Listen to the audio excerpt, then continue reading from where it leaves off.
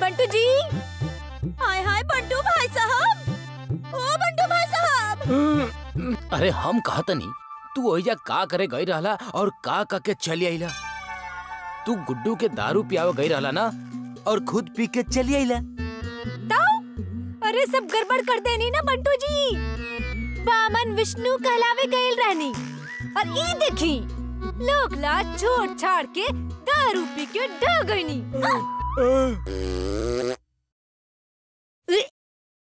तोहरा के गुड्डू के दारू पियावे खातिर एक खातिर भेजले रहनी ताकि कल ऊ आपन इंटरव्यू ना दे पावस, लेकिन तू तो खुदे दारू पी के चली आइला।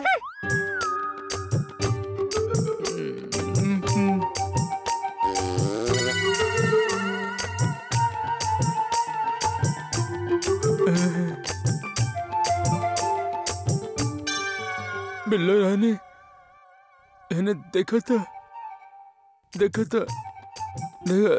हमारा आँख खुल गई। आँख खुल गई तो का भइल बंटू जी? सारा काम के तो सत्यानाश हो गई।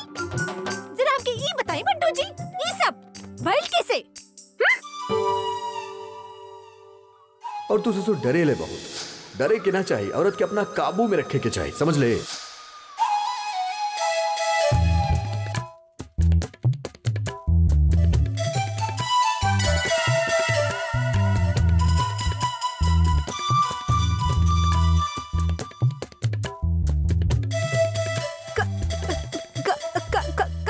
बंटू जी घूर के काहे देख रहे हैं हमके? हम मार देब आपके, हम कह दे हम मार देब आपके।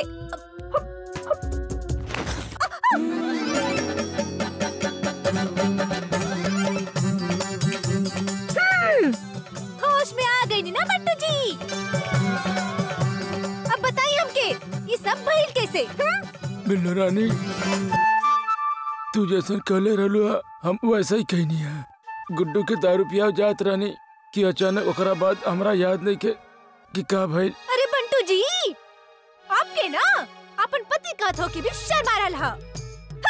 अरे जरा विष्णु भाई साहब और विष्णु भैया का तो देख ली, इतना बड़ा बड़ा घपला करत हई, क्यों के पता भी न चला था। अरे गो आप हई जे इतना छोटा सा काम देले रहनी आपके और वो भी ना कहनी आपने। अबे बिल्लो चीची, अबे हमरा के पता बा ये आगे का होवे वाला बा। का होवे वाला हा?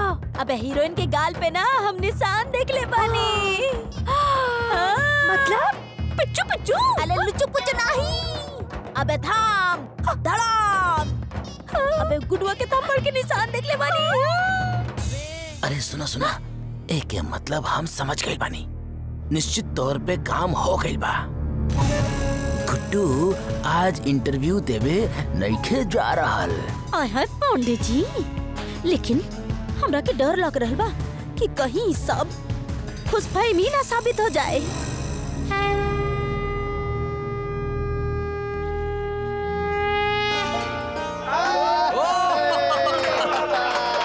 क्या बात है भैया, क्या बात है।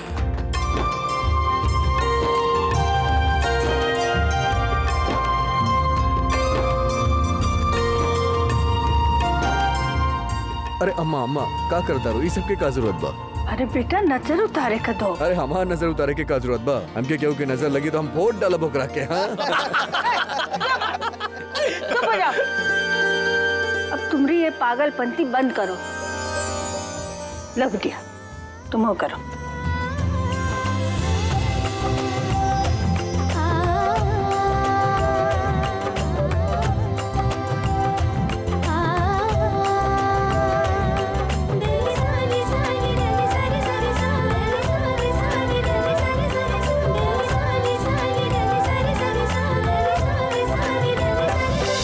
अम्मा अम्मा एगो बात कही, तू दोनों एक दूसरे के परछाई लागे लो हमरा के।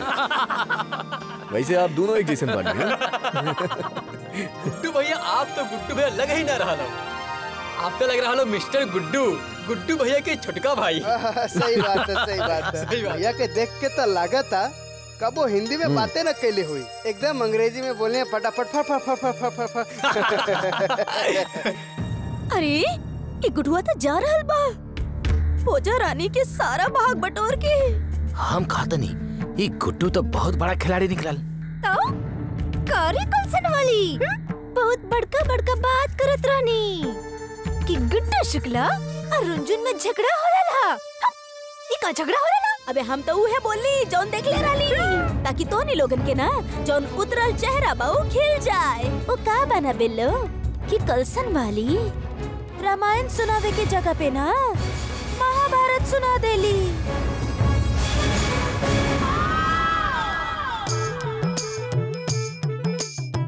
का बंटू जी, तबीयत तो ठीक है ना आपके? ऐसे घूर घूर के काहे देख रहे हैं हमके? घूरत नहीं की, आज से हम ऐसा ही देखब। अरे ओ कलसन के कैची, अरे कहाँ बड़ा? अरे तू यहाँ खड़ा बड़ो, इन्हीं आवा। अरे इन्हीं आवा ना, अरे इन्हीं आवा।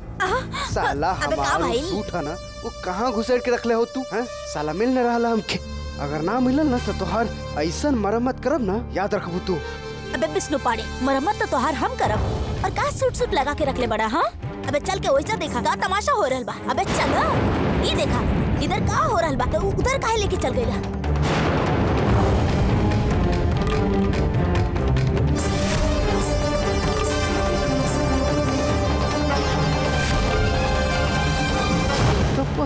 पहचान लगता रे। अबे विष्णु पाड़े, पहचानल गुडुआ के ना देख ले पड़ा का? जब पहचानल लग रहल बा अरे गुड्डू के बात ना कर रहे तो? अरे गुड्डू जो सूट पहनले है ना, वो पहचानल लगा। सूट?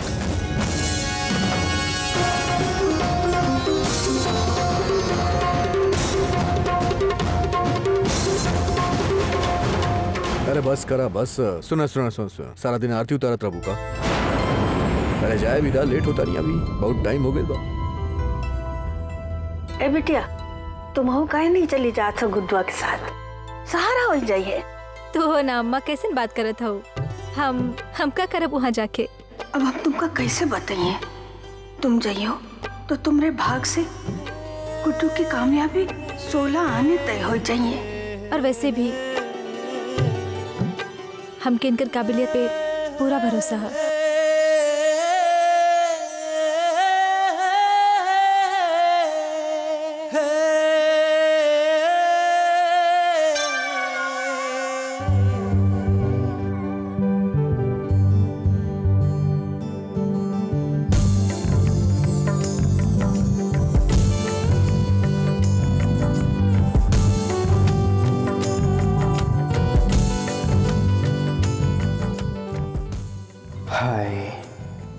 मोहब्बत के एगो और इशारा ना ना, ये इशारा ना, ये तो डायरेक्ट सुपर फास्ट लव है।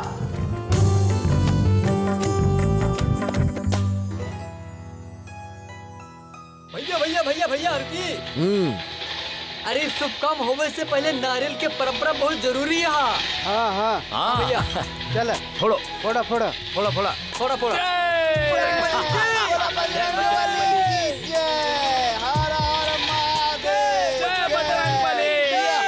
रुका, अरे गुड्डू रुका, अरे हमार रुका, अरे गुड्डू रुका, अरे ये हमार सूट अरे, और तू बिना पूछले हमरा से कहे पहले ही? चला उतारा हमार सूट, उतारा। अरे मामा चला,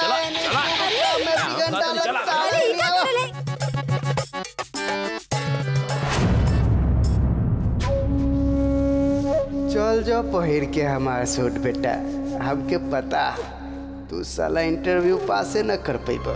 हे भगवान, इनकर मदद करी, इंटरव्यू पास कर जाएं। First of all, Mr. Guddu, you're welcome. And before we start the conversation, good luck to you.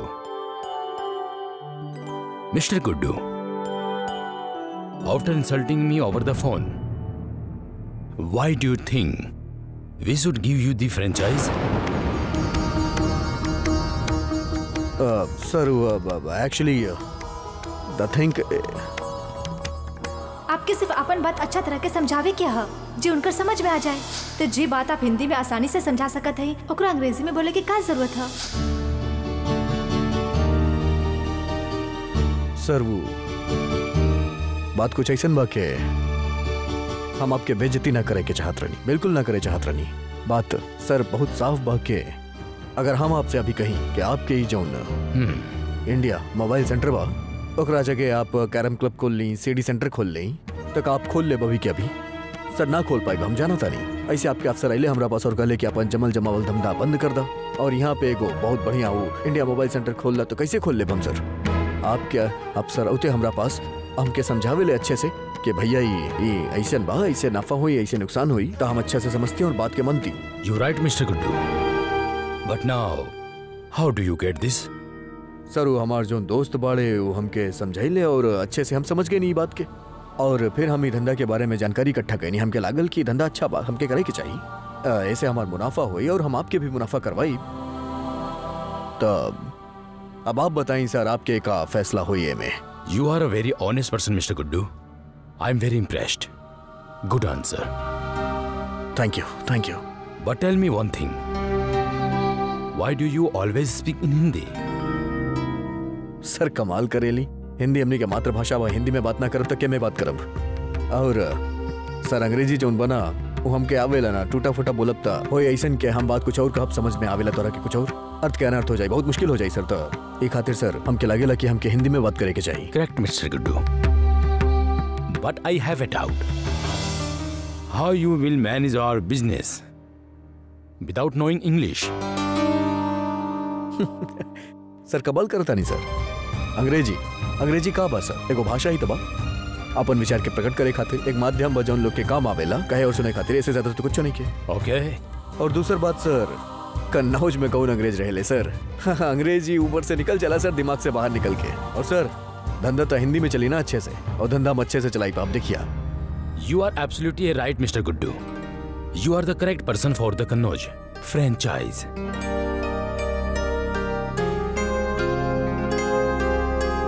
But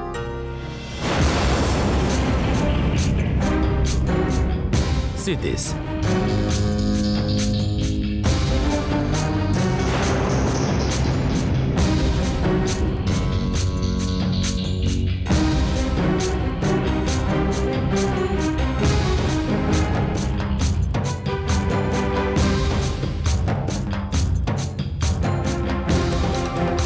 सर हम ही ना कर सकेले।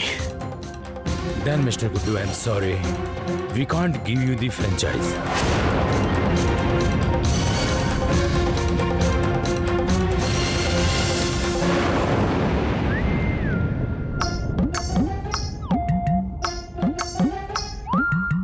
रंजन और गुड्डू जी रोमांस खेल रहल बाड़े और केहू के हमार फिक्र ही नहीं के।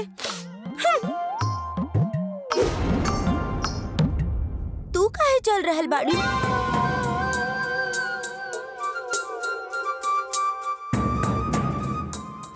हम काहे चली?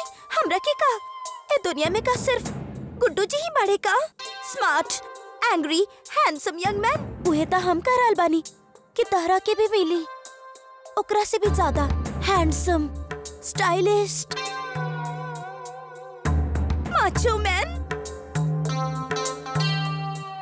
ये ओकर प्यार के हद ही तहा, और अगर वो लड़की हो के इतना हिम्मत कर सकेली कि सबके सामने हमार हाथ पकड़ ली, और हम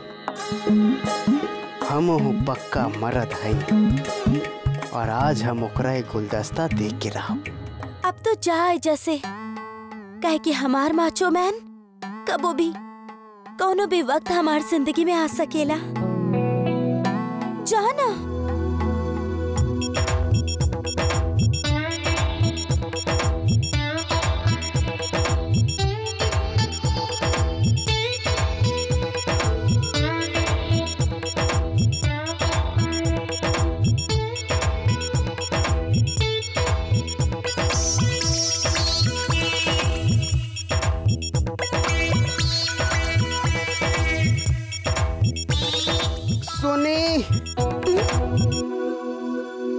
माचो मैन आ गई। Macho man? हाँ, अब एनी ओनी का देख रहा है?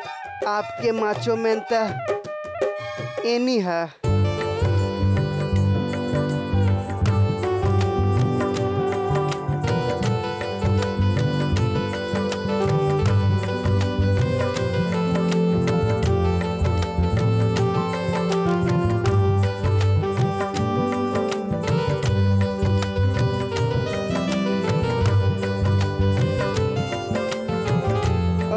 ऐसे मत देखी, ई ले ली, समझ ली बस कौनो तरह से लटकल है हम।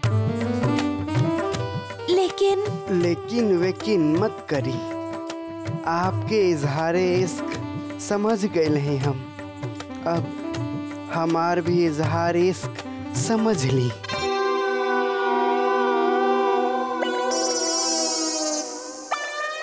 सुनी, पुरनका टाकीज में नयका सिनेमा लागल है, 2 गो टिकट ले ले है हम, कोना वाला सीट है, इंतजार करब हम। हे भगवान, आप हमारे इतना जल्दी सुन ले ली, इतना जल्दी हमरा के हमार सपना के हमार मार्चो मैन मिल गई। हाय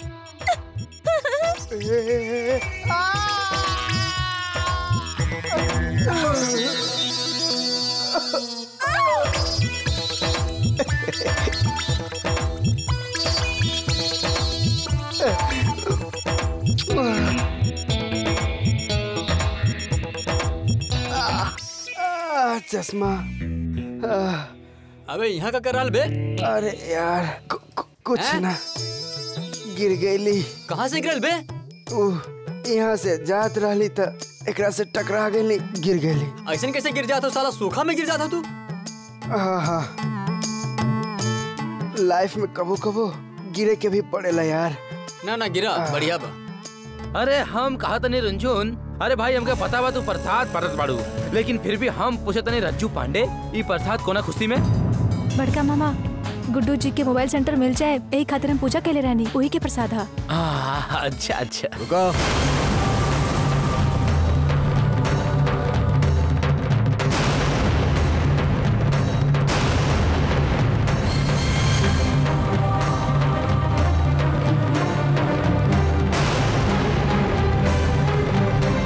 कोनो जरूरत नहीं किया प्रसाद उसाद बांटे के। इंटरव्यू के ऐसी के तैसे हो गई, सब बेकार हो गई। अरे लेकिन कैसे बेकार हो गई? ससुर खुन्नस खा के बैठल बाबू, का नाम बाबू करू कंट्री हेड। अरे जब वो हमरा के फोन केले रहे तो हम ओकरा के डांट देले रहनी, खातिर हमसे खुन्नस खाइल बाबू। अरे ओकरा विश्वास ही नहीं किया कि हम मोबाइल सेंटर खोले के इच्छुक बानी। आपके समझावे के चाहिए ना, कहे के चाहे रहे कि आप दिल से चाहते हैं मोबाइल सेंटर खोले के। अरे तो तहरा का लागेला, हम समझाई ना ओकरा के। अरे बहुत अच्छा तरह से समझानी, ढीठ बस समझत नहीं के तो का करी हम बात करेलू। अरे हमके ही काम देले कहलस कि 24 घंटा में ये असंभव काम के संभव करके दिखावा। अरे कैसे करके दिखाई हम ओकरा के? काम का करे के बोले हैं? हमके कहा था कि 12 बजे तक, कल दोपहर 12 बजे तक वो हमारे का वो सीडी सेंटर के एक मोबाइल सेंटर बना के दिखावा, वो भी कल 12 बजे तक। बताओ कैसे दिखाओ हम 12 बजे तक बना के ओकरा के?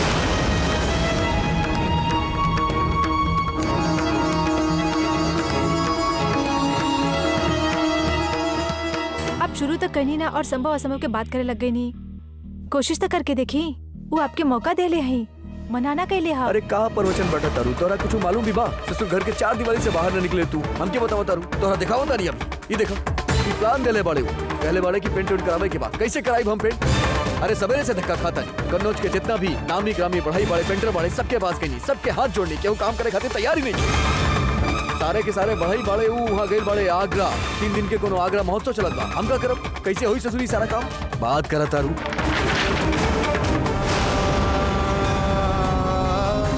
हम करब। अगर सपना देखे की हिम्मत रखत है तो ओकरा पूरा करे की हिम्मत होवे के चाहिए। अब शुरू तो करी, हो ना हो बात के बात है, लेकिन हमके कोशिश करे के चाहिए।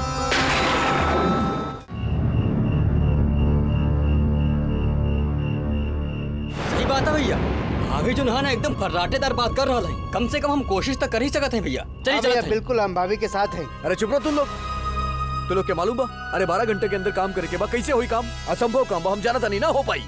हम सब लोग मिलके करब तो जरूर हो जाए।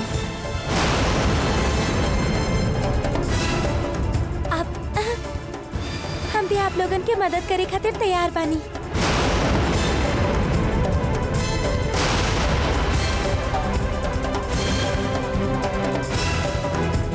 सब निकाल ला अपन अपन बड़ा, चला आजा कर ला। आय हाय बोझा रानी, अरे अब घर के इतना सारा काम पड़ल बा और ऐसे कैसे तू घर के बाहर जाके काम करबू?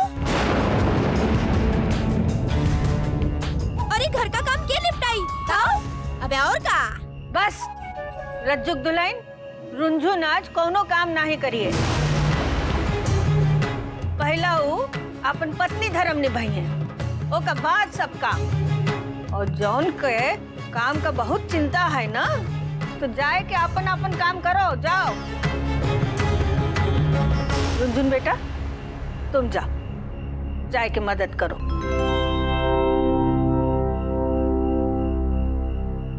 अरे औकात में रहा सबके सब। चला।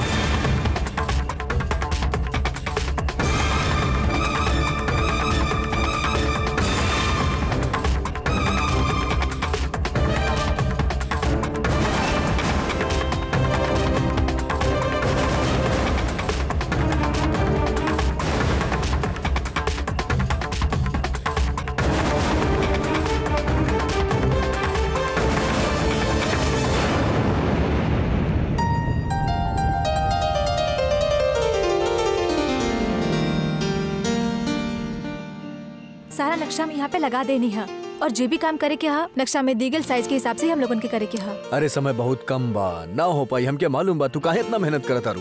सब हो जाई, हम लोग कर रहे हैं ना। हाँ, ये जगह खाली करे के पड़ी। भाभी आप फिक्र ना करी, हम फटाफट सब काम करते हैं। ठीक है जब्बू भैया, तो फिर आप टीपी टिल्लू आप लोग यहाँ से सारा सामान निकाल के यहाँ कर दी और आप और हम इंच टेप से सारा साइज नाप के वहाँ पे जाके निशान लगाई। ठीक बा। और हम तू जब्बू भैया की मदद करा।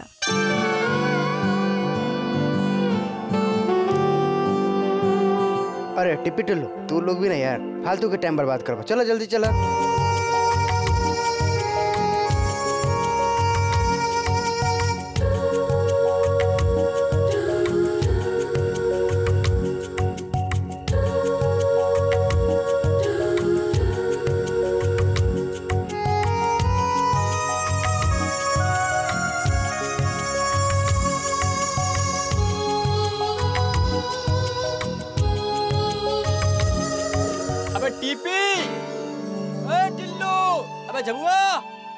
चला चला कुकन सामान लेके आ गए। जल्दी चला बाबा, आओ जल्दी जल्दी। अरे रघु आ रहा है। आई आई।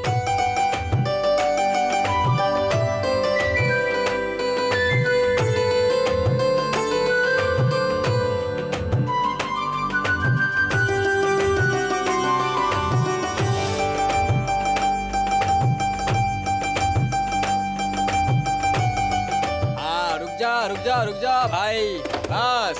कुकर भैया ये आधी रात का सामान मिलल कैसे? अबे पूछा मत, गुड्डू भैया कहले होए और कुक्कन ठीक तरह से काम ना कहले होगे तो धिक्कार हबे कुक्कन के ऊपर। अब दुकान वाला तो सूतल है मुंह खोल के ऐसे। हम कहले साला घुसेर देनी कट्टा। हाँ, लगा साला हाथ बाव जोड़े कहा लगल भैया माफ कर दे। एक बाद जब हम कट्टा मुंह से निकलनी और हम दुकान खोलनी लेके चलनी झम से देखा कुक्कन भैया की जय।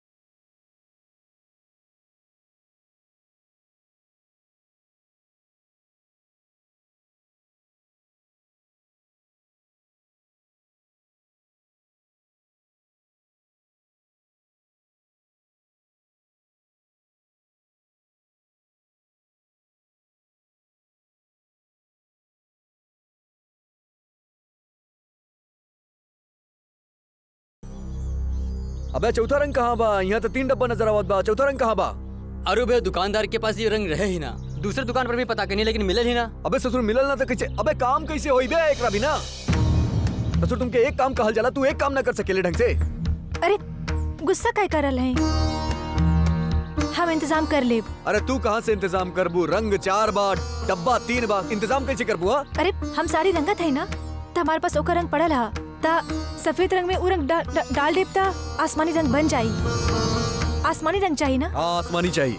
ठीक है, हम देखते हैं। चला जल्दी जा, जल्दी करा, समय नहीं खे। जोर लगा के जोश में प्यारे आओ जीत ले मुश्किल बाजी, दम लगा के अरे साथ निभा के आओ खोज ले मंजिल साथी, तक दिन दिन दिन तक दिन दिन तक दिन दिन दिन तक दिन दिन।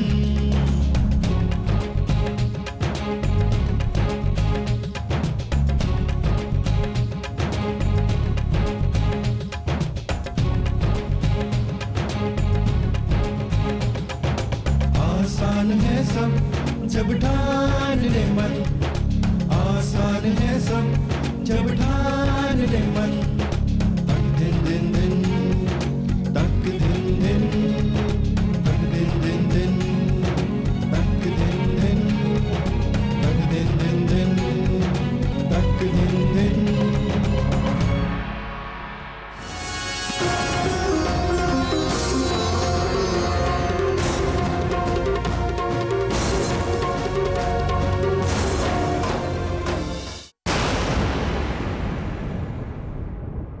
अबे विष्णु पाड़े, अबे तोहरा के कुछ समझ में आवेला कि ना? अबे इतना बड़ा ड्रामा चल रहा बा उधर कैरम क्लब में, और तू बड़ो की ससुरा तोहरा के अपन कोरट जाए के पड़ल बा।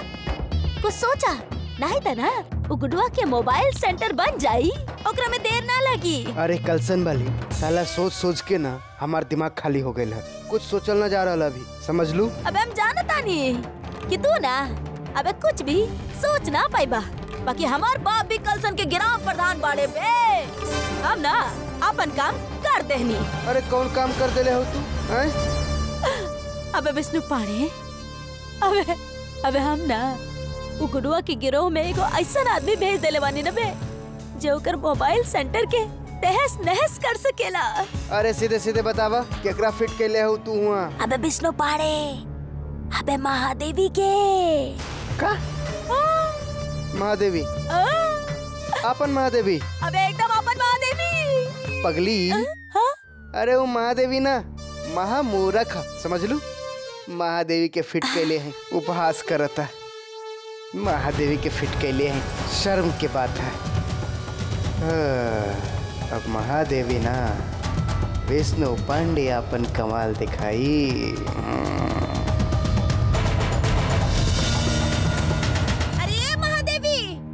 महादेवी, अरे आजा, बहुत हो गई समाज सेवा, अब स्वयं सेवा भी कर ला, ना तो बीमार पड़ जाइबू। अरे मम्मी हमरा के ना आवे के, अभी हम काम कर रहल बानी। अरे महादेवी, मामी ठीक कर रहा है ना? तोहार तबीयत खराब हो जाई, रात भर सुतल ना हो, जाके आराम करो। हम कर रहल बानी तोरा के कि घर आवा तो सीधा घर आवा, चला अंदर आवा। जा।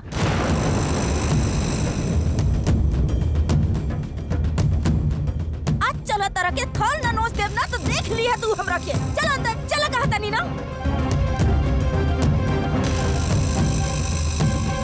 अरे हम समझाई का मीठा छुरी के? फिर गुस्सा, कितना गुस्सा हुआ था आपके। हमके को बात बताएं, आज तक ऐसा कबो भइला कि आपके खिलाफ क्यों बोले हो और आपके गुस्सा ना आइल हो? एक बात के जवाब दा। ससुर तोहरा खिलाफ कबो ऐसा भइल बा कि तुम्हार भलाई तोहर अच्छाई के बारे में क्यों सोचले होके? तोहरा कबो अच्छा लागेला? हमके पक्का यकीन बक कबो अच्छा ना लगल हुई। तुम तो हमेशा अपन मामी की तारीफ करा बस, और कुछ होना चाहिए तोरा। अरे कर कैसे ले वेलू? हमके समझ में नहीं क्या बात, इतना जल्दी सबके माफ कैसे कर दे वेलू? एमे कहा बस माफ करे खातिर दिल बड़ा होवे के चाहिए। का लगेला तरह के कि हमार दिल बड़ा निखे? अरे हमार कहे के ई मतलब थोड़ी ही ना रहे। हम बस ई कहत रहनी कि आपके साथ केहू का बुरा कैले, ई मत सोची। ई सोची कि आप केहू के का भला कर सकत हैं। हे भगवान, सतयुग की सीता मैया बाड़ू तू, सच में बात करता रहो। एक काम करता नहीं, ये जो मोबाइल सेंटर बना एकरा कैंसिल कर दिया जाए, बंद कर दिया जाए। एगो आश्रम खोल दे, तोहरा बैठा दे घर पे। लोग के उद्देश्य बटिया सब भक्त जय नहीं है तो का पैसा वैसा दी है, कन्नौज के नाम होई, हमार नाम होई, तहार नाम होई, और का चाहिए बस। बोला मंजूर बा, बतावा। हाँ मंजूर है। पहले मोबाइल सेंटर खोल ली, फिर ये सब करी।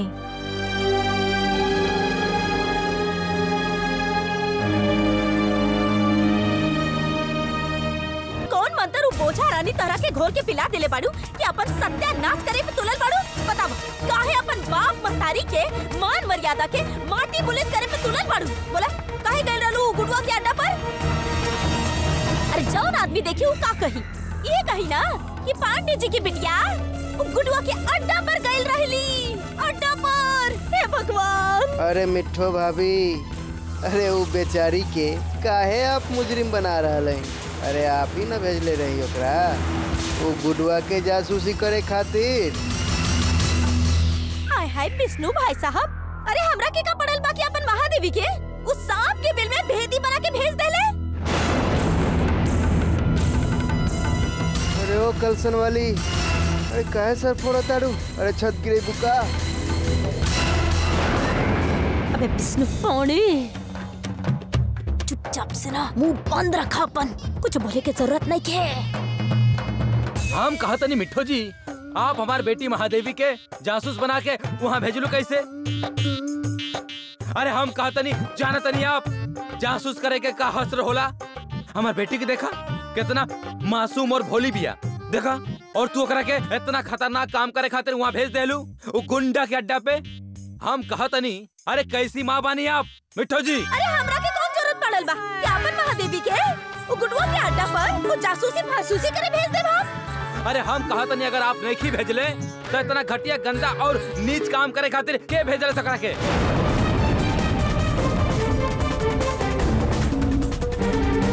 बोल बोलो।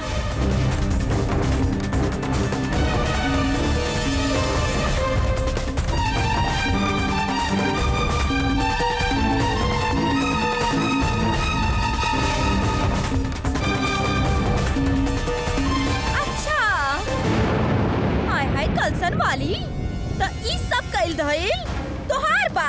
हां, तू ही महादेवी के भेजले रहलू जासूसी खातिर और उहे खबर हमनी के पहुंचावत रहलू। का करल बड़ू मिठा जी? और ई बतावा कि तोहार जोन महादेवी बिटिया बड़ी वो कोनो नन्नी मुन्नी बिटिया बड़ी का? जन हम जोन बोला वो सुन ली। हम कहा कुआं में कूद जा तो कुआं में कूद जाई। हाय हाय कलसन वाली, तू हमरा के ज्यादा मत समझा। हमारे से करल बानी कि तू ही सब ठीक ना करू। अरे इस समय लड़े के ना हा। अरे मिठो भाभी, ये कलसन वाली, ये आपस में मिलजुल के ना दुश्मन से लड़े के टाइम है, समझ लो। इसे पहले कि गुड्डू के साथ वो मोबाइल कंपनी वाला बॉन्ड पेपर साइन करे, हमके ओकरा रोके के होई और ओकरा रोके के इलाज हमरा लगे। का बात कर रहल बड़ा बे? हम कहा तनी विष्णु, ये बात तो ठीक कहत बड़ा। अब ध्यान से सुन, ये गुडुआ के मोबाइल कंपनी वाला आपन ब्रांच तब्बे दी जब ये गुडुआ आपन दुकान के कंपनी के हिसाब से सजाई। लेकिन इस जानकारी से हासिल का होगी? आगे समाचार ही बाकी दुकान के लगभग सारा काम पूरा हो चुकल बा। अरे छोरा महादेवी, अरे दुकान में काम पूरा हो गई तो का फर्क पड़ता है? ससुरा दुकान के तोड़ के ना अगर महल भी बना देलस तब वो कुछ ना होई। वो मोबाइल कंपनी वाला आकर का देखी? अरे उहे देखी जे हम दिखाई। अगर सब कुछ जल के स्वाहा हो जाए तो का देखी?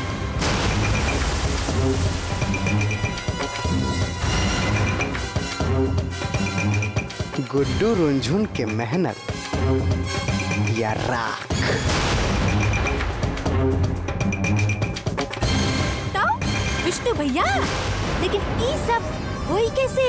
बिल्लो भाभी, हमार नाम विष्णु पांडे है और हम सिर्फ वकील के दिमाग ना रखा थे, साइंटिस्ट के दिमाग भी रखीला। समझ लो हम दिखावत है। ये देखिए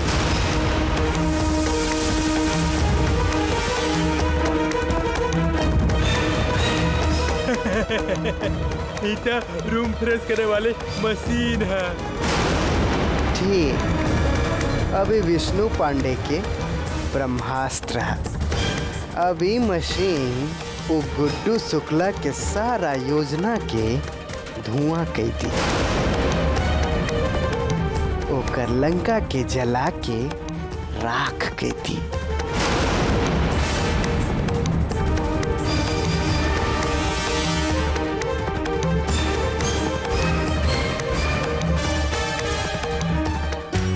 इतना बिल्कुल है रंग बा जौन रंग के हम बात करत रानी। आसमानी बा शाबाश, बहुत अच्छा काम जाने ले तू। हाँ बहुत अच्छा कहलू तू। बस बस रहे दी। देखी ना समय हो गया, तैयार हो जाए, वो लोग आते हुए। भैया आप लोग भी तैयार हो जाएं। हाँ भाभी ठीक है। अरे ही तैयार होके का करिए और हम तैयार होके का करब। काम खत्म हो जाए उसके बाद समय बची तो हम तैयार हो जाए। चला लावा छोड़ो हम करता है।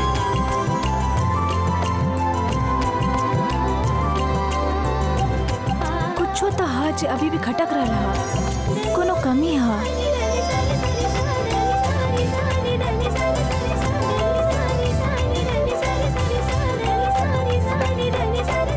अबे जग्गू। हाँ एहरावा का हुआ बे? अबे हवा के रुख बदल रहा है। कैसे? भैया अपन गुड्डू भैया अब गुड्डू भैया ना रह गए, जौन बात बात पे धमा चौकड़ी कर देते रहे। मामला बेटा कुछ मुलायम हो रहा अब। कुक्कन प्यार चीजें ऐसन होला यार, कठोर से कठोर दिल में भी पुरवैया चला देला। अबे ए साला तोहके कैसे प्यार के बारे में सब मालूम अबे हैं? अरे तुम का हम क्या प्यार के फार्मूला बता रहा वहाँ? हाँ कैसे तोहके पता बा बतावा? अब तो चुप रह यार, हम कोनो का महात्मा है का भैया के दिल के बात जान जाए। हम ऐसे ही दिमाग में ख्याल आइल त जुबान ओकरा धक्का दे देलस त हम बोल देली। तू हो छोट छोट बात पकड़ ताड़ा। चल काम कर।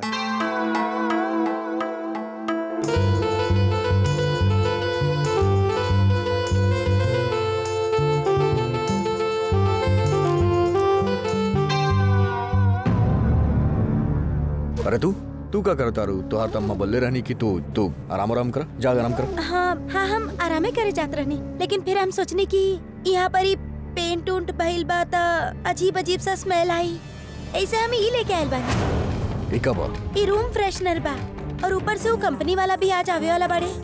उनका अच्छा ना लागी, उनकर सामने आपके इम्प्रेशन भी खराब हो जाये। अच्छा ठीक बा, लगा दूँ। हाँ बाजू में सॉकेट बा लगा दूँ।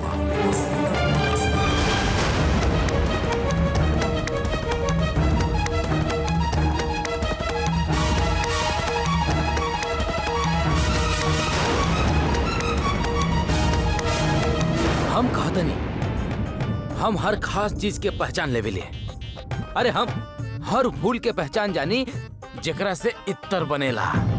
तो फिर ई रूम फ्रेशनर में ऐसन का खास बात बा जोन हम ना पहचान पानी? रज्जू पांडे। अरे रज्जू भैया, ये में हम गड़बड़ी कैले है। ये बिजली से चले वाला रूम फ्रेशनर है और जब एकरा प्लग में लगाई तो स्पार्क होई और आग लग जाई। और फिर ये गुड्डू शुक्ला के दुकान केस अदालत में दाखिल होने से पहले ही टंग जाए।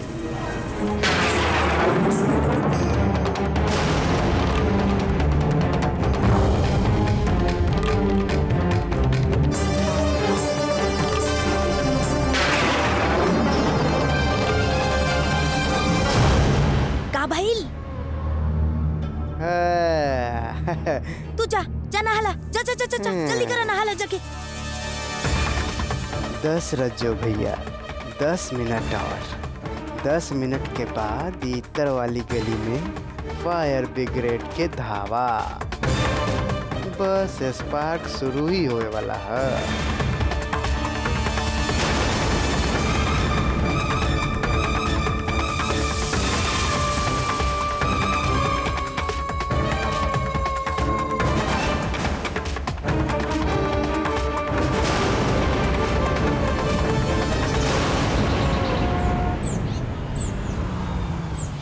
भैया भैया गुड्डू भैया। हाँ बोला। अरे भैया भैया भैया भैया हेड साहब आ रहा है भैया। अरे आ गए ले। हाँ देखनी भैया। चलो चलो सब तैयार हो गए ना, सब चकाचक। हाँ चल अंदर के काम भी देख लिया जाए। चला हुआ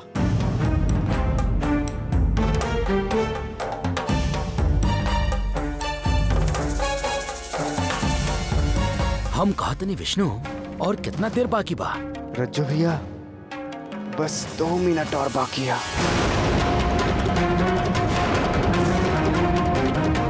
हम कहत रहनी ना कि हम कुछ भूल रहा है। यहाँ पर भगवान की भी तो कोनो जगह होवे के चाहिए ना।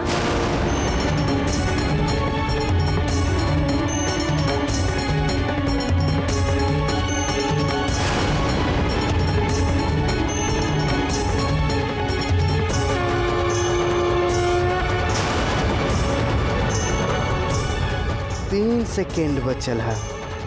2 1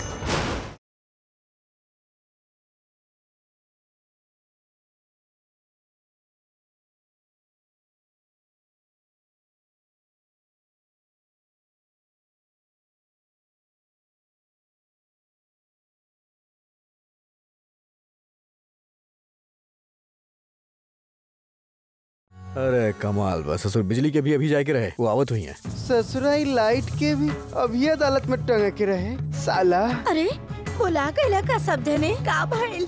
अरे अपन पोछा रानी भागो वाली पड़ी।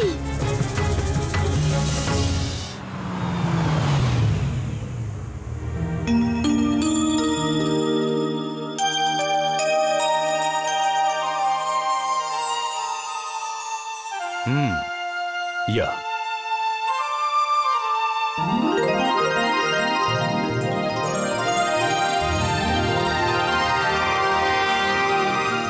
Wow, Mr. Guddu, I am really impressed.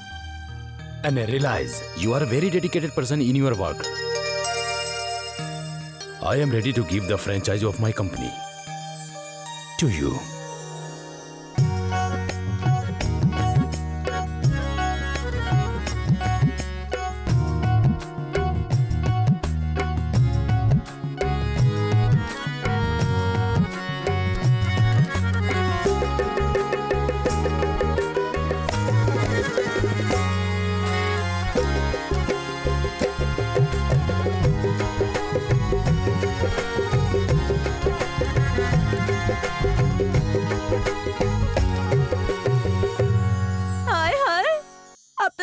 खुखिया fire हो रहा बा। दिन ब दिन उन्नति करे वाला पांडे परिवार अब का होई?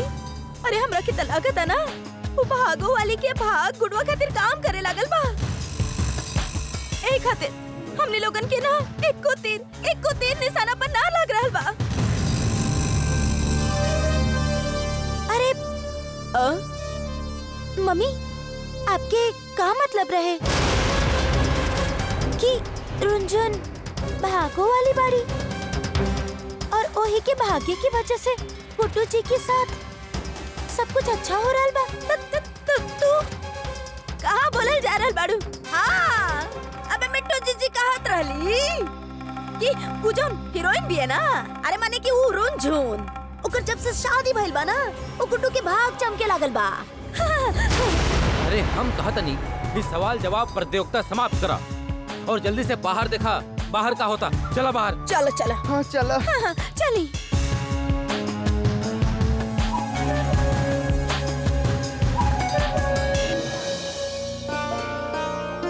मिस्टर शुक्ला,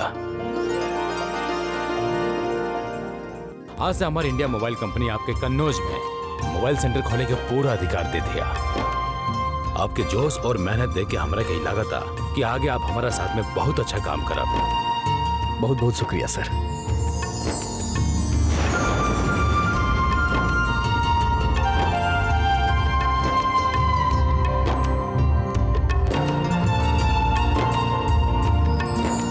भैया थैंक यू। हाँ इससे अच्छा और सुनहरा मौका और का हो सकेला। भैया आज के दिन ते इतिहास में स्वर्ण अक्षर में लिखल जाए। भैया एगो झमाझम फोटो हो जाए। हाँ हाँ जरूर। हाँ हाँ।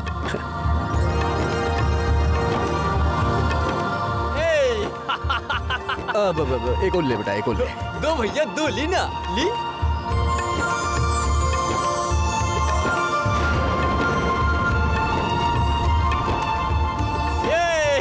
हो गए भैया, दो दो।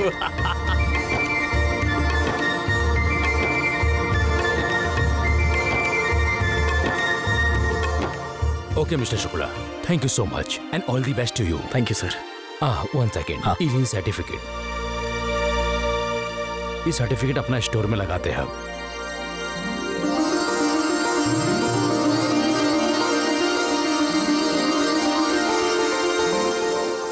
अरे चल। And once again, good luck to you. Thank you.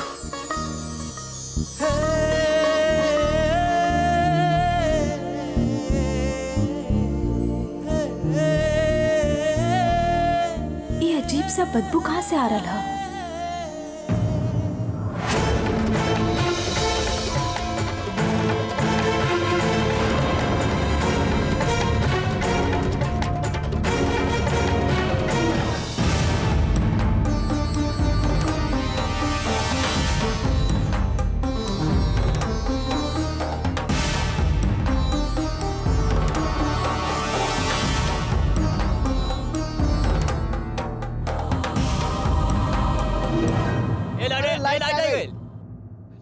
क्या बात है। रंजन शुक्ला,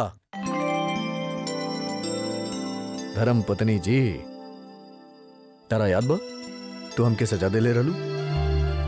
याद बा कि भुला गेलू? जौन सजा तू देबू हमके मुकर्रर बा, बतावा का बात बा? वो दिन वो जो मोबाइल कंपनी वाला आयल रहे, उनकरा फोन करी और उनकरा हाँ बोल दी।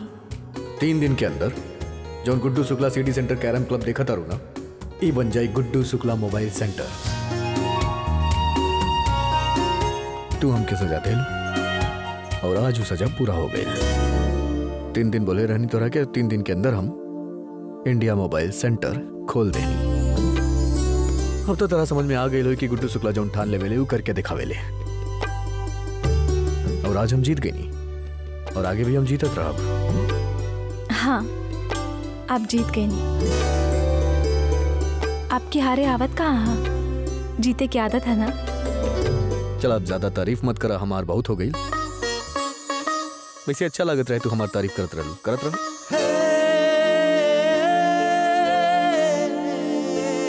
चला ठीक भाई, पेपर चेक करके रख दे अंदर। यार और खो जाई तो बहुत मुश्किल हो जाई।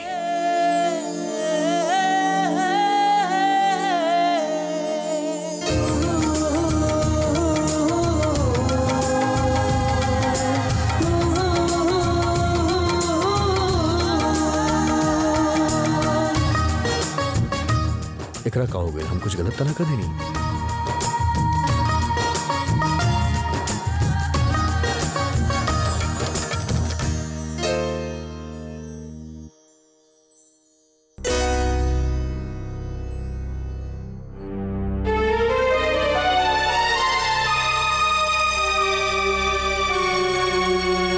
बेटिया कहाँ हुआ? हाँ? काहे रोत हो? ई का है? अम्मा, मुझे मोबाइल कंपनी वाला है ना, वो लोग गुड्डू जी के मोबाइल सेंटर खोले की मंजूरी दे देला सा। का? अरे ये तो बहुत ही अच्छी बात है। अम्मा, तू खुश तो हो ना? तू गुड्डू जी से हमारी शादी करा के अब तो दुखी ना हो ना? अरे बिटिया, आज तो हमरा जेरा जुड़ाए गया है। हम बहुत ही खुश है। ये सब तुमरे पूजा तपस्या का फल है जो भगवान दिए हैं तुमका। हम तो बस तुहार खुशी चाहते हैं अम्मा। लो, तुम तो हमरे पीछे पड़ गई। हमरी खुशी का पता लगावे के वास्ते हम तुमको आसान तरीका बताते हैं। आपन और देखो, जो तुम परेशान, तुम दुखी, तो हमो परेशान, हमो दुखी, और जो तुम खुश, तो हम खुश। हम बहुत खुश हैं अम्मा, बहुत खुश।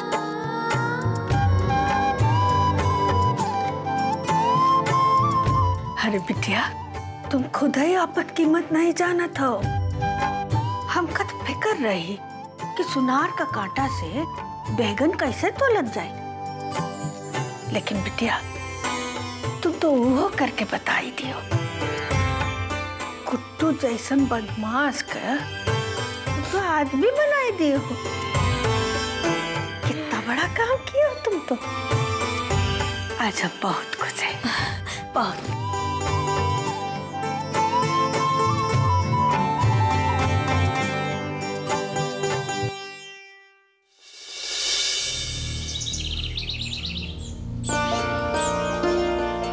हाँ डायमंड बड़ा अच्छे से देख लिया। हाँ सब तुम्हारा वजह से भइल बा। हाँ बहुत बहुत शुक्रिया।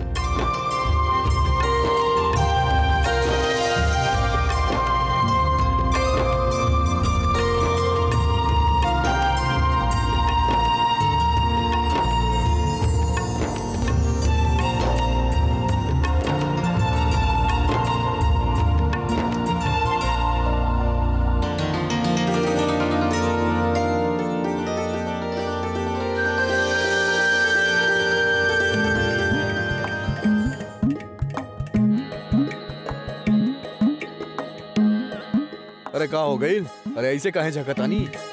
अरे तो उदास काहे बानी? अरे गुड्डू शुक्ला मोबाइल गैलरी खुल गई बा, तनी खुश हो जाई तनी। हाँ अरे रिश्तेदार बानी, अगर कुछ खाई वो ना तो कैसे बनी? हाँ ये कुकन। हाँ भैया। अरे तू का करत अरे यार, वहाँ काहे बैठल बा? अरे काम करत रहनी भैया, बताइए जल्दी। अरे चिप्स उप्स पड़ल बा बेटा, खिलावा ई लोग के खातिरदारी करा। मामा लोग बड़े यार, खातिरदारी करा। जा जा जा। आप बिल्कुल निश्चिंत हो जाए भैया, हम सब संभाल ले, हम सब संभाल ले, टेंशन ना ले। अच्छे से देखिए बेटा। हाँ चलो। हाँ हाँ प्रणाम मामा जी। आई मामा जी, आई आई आई, आप ही कहा? आई आई बिल्कुल बैठी, आई आई।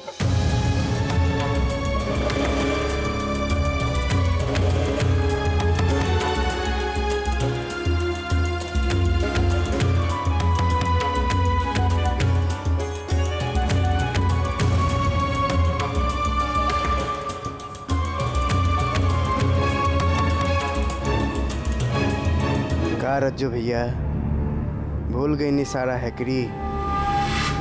अरे सुबह तो बहुत जोश में रही कि चाहे जे हो जाए हम ही गुड्डू के कार्यक्रम में भाग ना ले। और अब अरे हम कहते नहीं, हम तो आयो के ही ना चाहत रानी, लेकिन एक गुड्डुआ कल हमसे कहे लागल कि अगर हम ना आए तो हमार इत्र के सारा शीशी, बोतल और मटकी सब फोड़ डाले। अब बतावा हम कहता नहीं, अगर हम ना आए थी तो का करित? राजू भैया ऐसा ना हमारे साथे काल भाई, काल हमके धमकी दहलस कि हमार सब साड़ीन के फाड़ के रुमाल कर दी और बिल्लू रानी के भी पंचर। हमार मतलब बिल्लू रानी के रिक्शा के भी पंचर कर दी और पुर्जा पुर्जा अलग कर दी। का करती आगनी फुदकते फुदकते। हाँ? लेकिन विष्णु हाँ? तू कैसे? तू यहाँ का करत बाड़ा? जे कुछ हो गुडुआ ना आप लोग के साथ कैले वैसे ने कुछ हमरो साथ कर देला। ससुरा हमार कोट लेके चल गई और कहे लगल जब तक मामा जी आप कार्यक्रम में ना आए हम कोट वापस ना करब। तो हमो सोच लिया गुडुआ इतना रिक्वेस्ट करता तो चलत है जाते हैं। आ गई नहीं। गुड्डू ही हमके बर्बाद कर सकेला, हम नहीं। अरे हम कहता नहीं, हम भी गुड्डू के बर्बाद कर सकीले। हम गुड्डू के साथ मारपीट या ओकरा के डरा धमका तो सके नहीं, है ना? लेकिन हम ओकर बट्ठा जरूर बैठा सके नहीं। अब पूछा कैसे? कहा कैसे? हाँ, समोसे पे समोसा उड़ा के। हम कहता नहीं, आज घर में गेहूं खाना ना खाई, दबा दब समोसा खा ऐसे।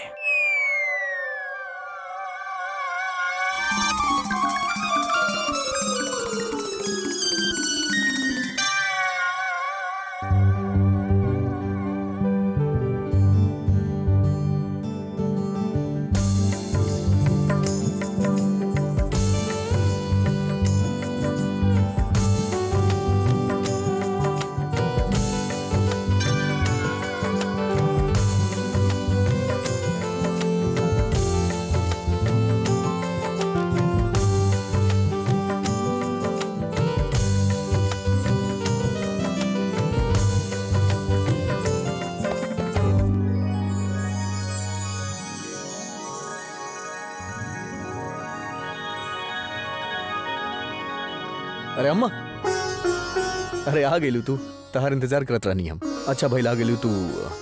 गुड्डू शुक्ला मोबाइल गैलरी खुल गई बा, तो हम चाहत रहनी कि तू हमके आशीर्वाद दा। गुड्डू बेटा हम सोचत रहे कि दुकान में जाए का पहला बजरंगबली का आशीर्वाद ले लो। तुम्हारा दुकान काम बहुत अच्छे से चली है। तो हर बात ठीक बा अम्मा, लेकिन कहना कि हमार बात के बुरा ना मनिया तू। वो हमके पूजा पाठ पे विश्वास नहीं किया, हम ये सब चीज पे यकीन ना करेली। तोरा जाए के बाद तू जा, हम ना रुकब तोरा के, लेकिन हमके ना जाए के बाद।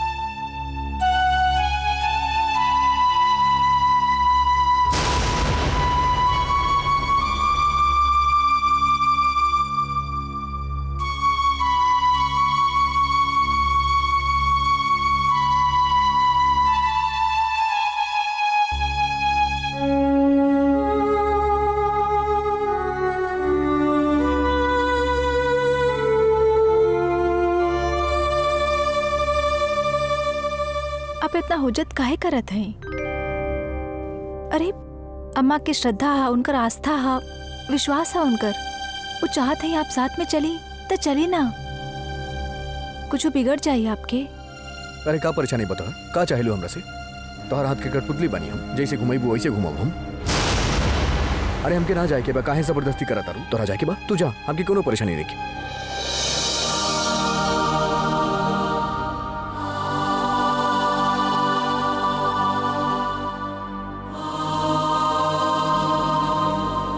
छोड़ी ना अम्मा, हम है ना तुम्हारे साथ। चला हम चलत हैं। तू तो जानत है अम्मा ये ऐसा नहीं है। चला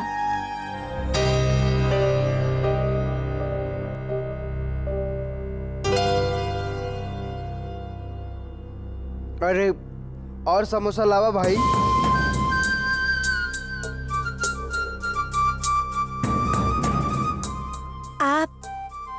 आप हमरा के ऐजा काहे बुलावनी?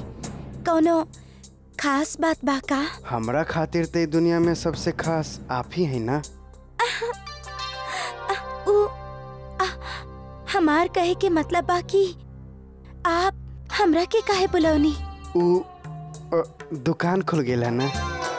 दुकान खुल गई तो का अब दुकान के साथ साथ हमार दिल के दरवाजा भी आपके खातिर खुल गई है।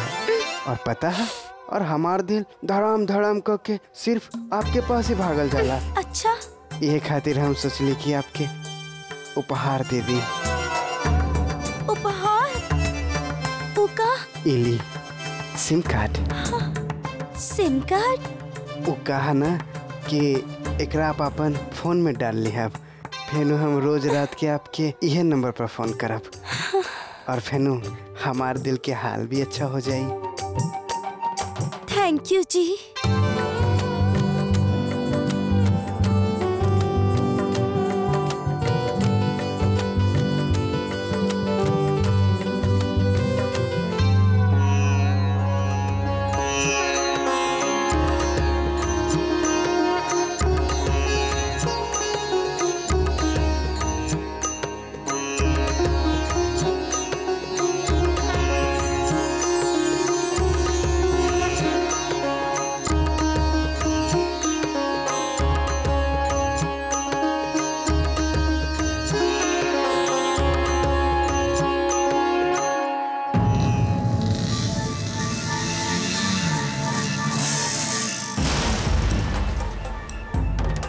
गुड्डू शुक्ला की गैलरी के उद्घाटन लग रहा है भैया।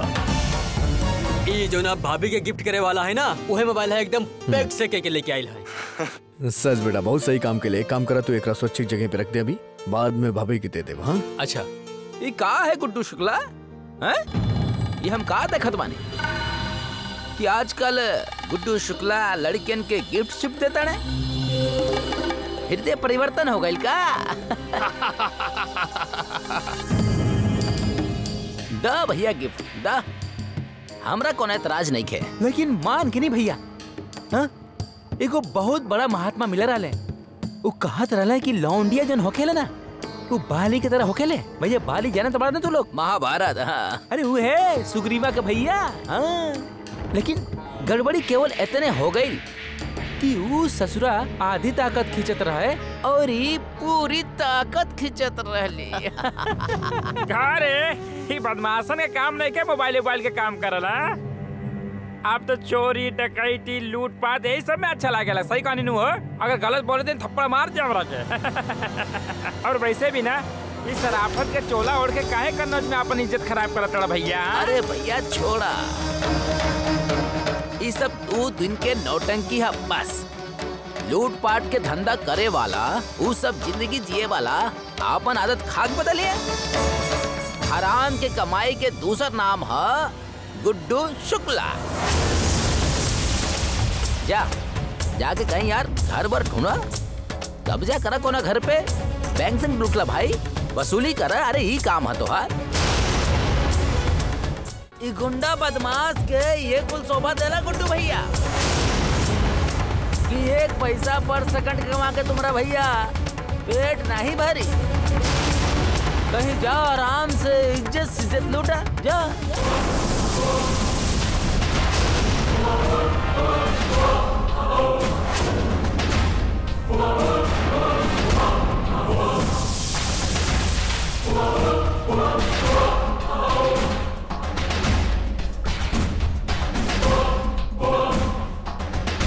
कुछ और बोले के बाद, कुछ बोले के बाद बोल ले बेटा। काहे कि अब हम तोरा के बोले लायक छोड़, अब ना अब तोरा के हम अभी क्या तोरा के बचाओ। अरे मार ससुरा के, मार इधर आके।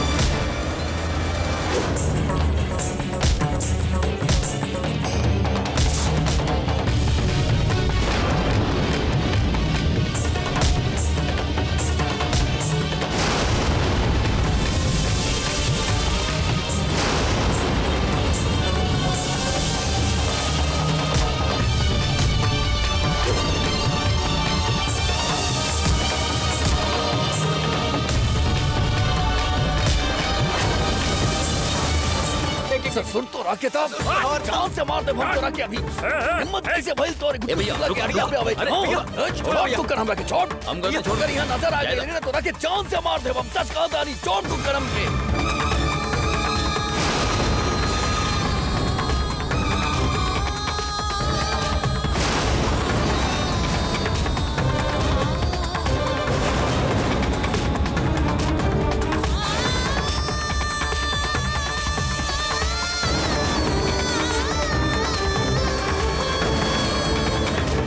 अरे ऐसा सनकी गुंडा के दुकान पर के खरीदारी करे आई?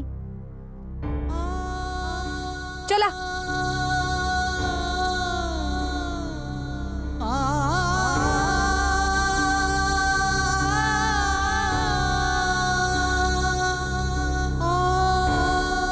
हाय हाय, अरे भगवान बचाए ऐसा लोगन से।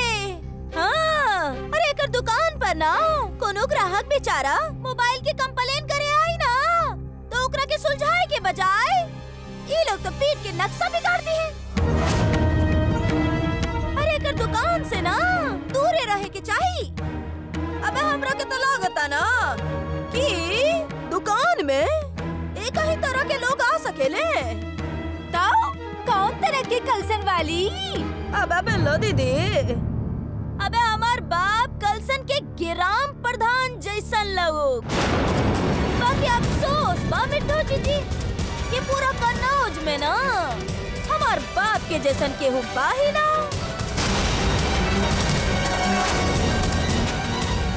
चलो ये सब क्या देखे के बाद, चलो चलो चलो जाए।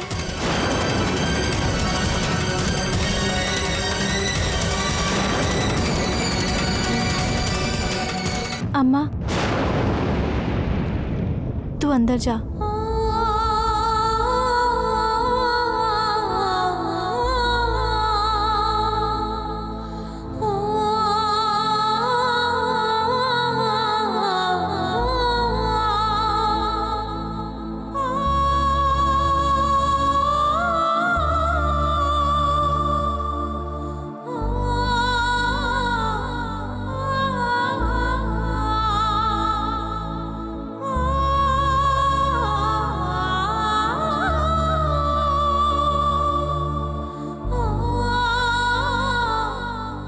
सोचत रहने की सुधर गई है, लेकिन ई तब फिर से अपन गुंडागर्दी शुरू कर देनी है। हे भगवान, अब आप ही इनकरा कुछ रास्ता दिखाएं।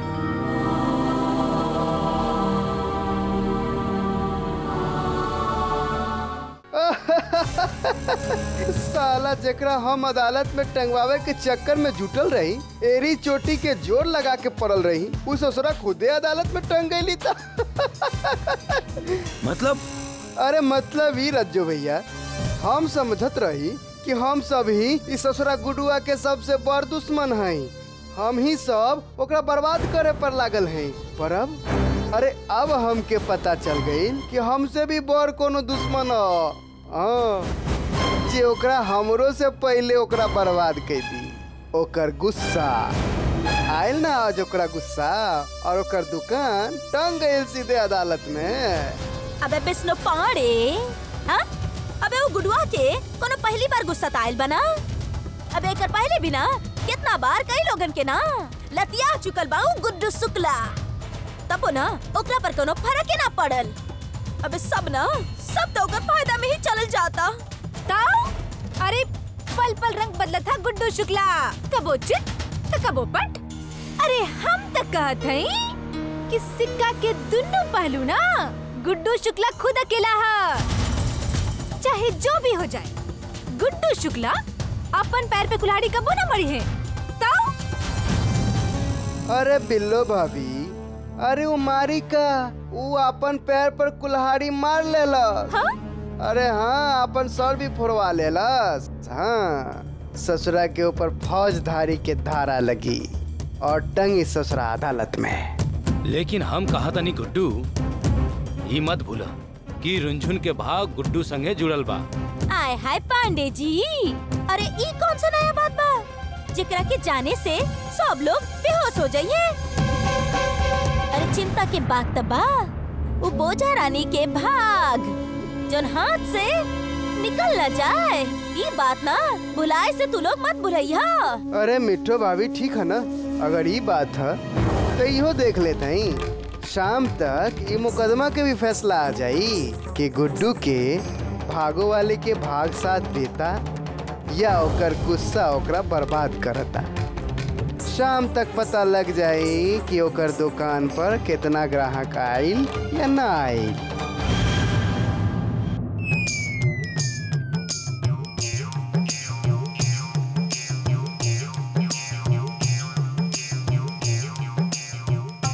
आय हाय देवी, कहाँ बोरावत रहलू?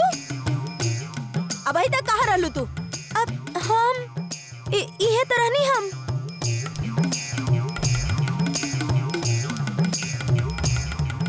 हाँ मजे तो आय हाय, अरे ये तो निकल भी गई। इहे तरह नहीं। चलो भैया एकरा उठावा। अरे बेंच खड़ी करा यार, एकरा जल्दी खड़ी करा। चला इकल ले जाए, सब एको जगह ऐसा रखा। कुक्कन, ये सब समटे काहे लगला? कार्यक्रम खत्म हो गया का? जब्बू तू कहाँ रहे अब तक? हाँ तो क्या पता बा यहाँ बहुत भयंकर लड़ाई भइल है का? ससुर लुच्चा लोग आयल रहे यहाँ पर, तोड़ फोड़ के चल गए सब। ये रहे रे? हाँ? कहाँ से आयल रहे साला? चला अभी मार के आवत है साला। बस कर अब। साला का छोड़ देव का ओकरा कैसे? साला पूरा सामान तोड़ के चल गए, पूरा दुकान खराब कर देलस। साला कुत्ता के दुम के तो मारे के ही पड़ी। अगर हम यहाँ रहती ना तो एक एक टांग काट के ओकरा हाथ में पकड़ा दे। बस कर यार, जो होए के रहे बेटा वो हो गई, समझला? लेकिन तू ये बताओ तू साला इतनी देर से रहे कहाँ? आजकल तो चाल चलन के कुछ पता ना चल रहा है कि तू का कर रहा हो का ना। अबे ज्यादा नजर ना रखा हमार। अरे भैया तनी मूड फ्रेश करे चल गेल रही। मने मन मुनक्का और मने मन छुहारा। ये देखा शर्मा तो ऐसा रहा है जैसा नई नवेली दुल्हन कालम परबाजी कर रहा लौड़िया के चक्कर बना। अब केकर घर में तू अपन बगुला नजर गाड़े हो। सबर रखा बगुल मित्र, बगुल ध्यानम के नीति ई कहेला कि समय आवे पर सब कुछ पता चल जाई। ये खातिर सबर रखा, चला काम शुरू करा।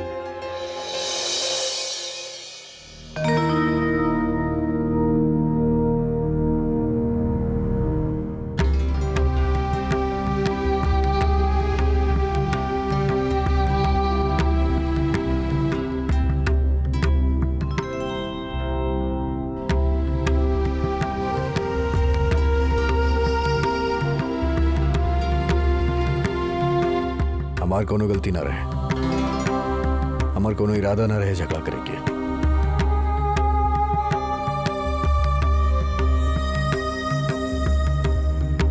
हम तारा से कहा था नहीं हर वर का दिखाता रुआ जमान का है बंद बता रहा। चला बोला कुछ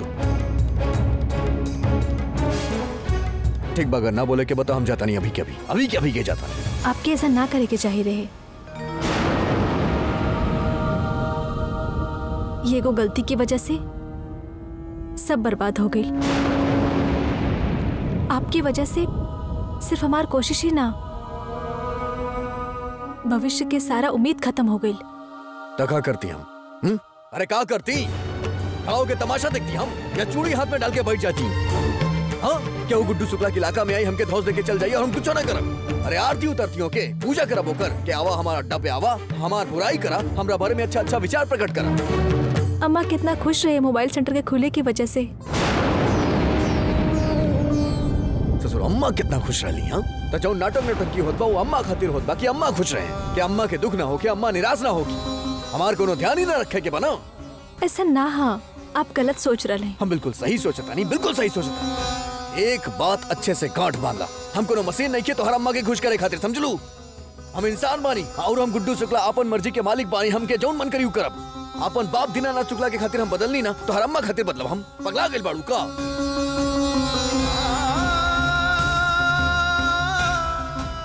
हम आपके अपन अम्मा खातिर बदले के ना कह रहे हैं। हम सिर्फ इतना कह रहे हैं कि अपन गुस्सा पे काबू रखी। आप जोन लोग के मारने पीटने अगर कोनो नुकसान ना हा नुकसान सिर्फ आपके हुई। और आज भइल आपके क्या लागत था? आज यहाँ जे कुछ भी भइल ओकर बाद यहाँ पे क्यों आई? अरे केहू के आवे के बाद ना आए हमके कोनो मतलब नहीं के भाड़ में जाए ससुर। अरे हम कोनो दुकानदार बानी के ग्राहक के हाथ पैर जोड़ब के आई हमरा दुकान में आई सामान ले हम ना करब ऐसा कुछ। अरे हम गुड्डू शुक्ला बानी हम जौन कहेली वह करेली और तू हमके सजा दे ले रहलू। हम दुकान खोल देनी सजा पूरा हो गई बस। और एक बात गांठ बांधा दुकान चले या ना चले हमके कोनो लेवे देवे के नहीं कि हम जाता नहीं अभी के अभी।